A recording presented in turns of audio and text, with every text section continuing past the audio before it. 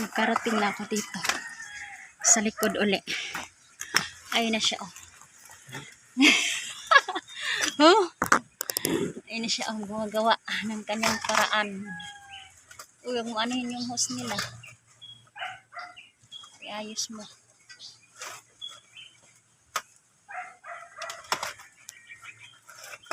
Nahirapan sa kalisod. Paggawa sa kanyang mga kulungan ng sisiw. Kulungan ng mga sisiw. Ang laki ng kawayan. Hindi mo na to kailangan pa, kawayan? Bakit di mo pinasok dyan?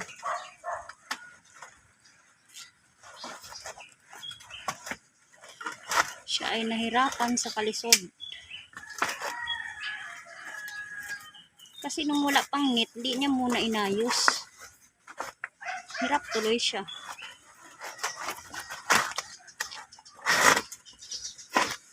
Yan. Nahirapan siya tuloy sa kalisod. Yan, tali mo dyan.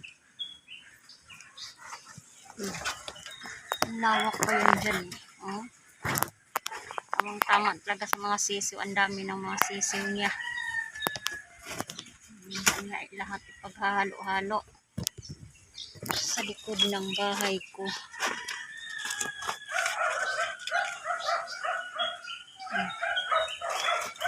Yan, sige, mag-discard ka talaga dyan.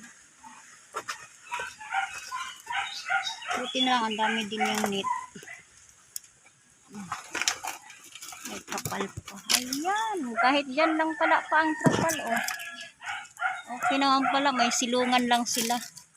Yung doon, wag na. Ang galing. Eh, andito, baka mamaya maglipa, ah. Ayusin mo to, oh. Baka mamaya lumipa dito. Yan, i-ano mo yan.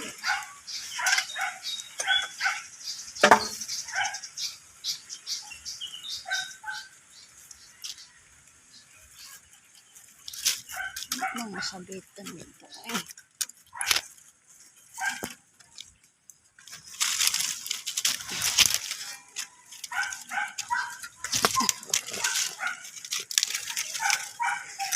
Butas-butas. Tanggalin to, eh. Ito. Ilagay mo dyan. Sabit mo doon sa taas. Ayun doon sa taas. Saan? Yan.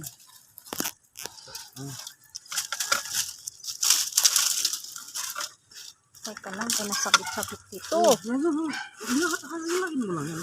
Ayan. Ayan.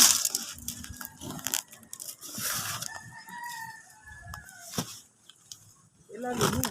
Ayan, ganyan nga, oh. Tama?